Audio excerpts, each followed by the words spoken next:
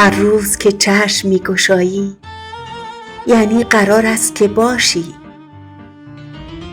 یعنی هنوز باید نقشت را در این صحنه شگفت زندگی بازی کنی، یعنی هنوز فرصت داری تا زندگی کنی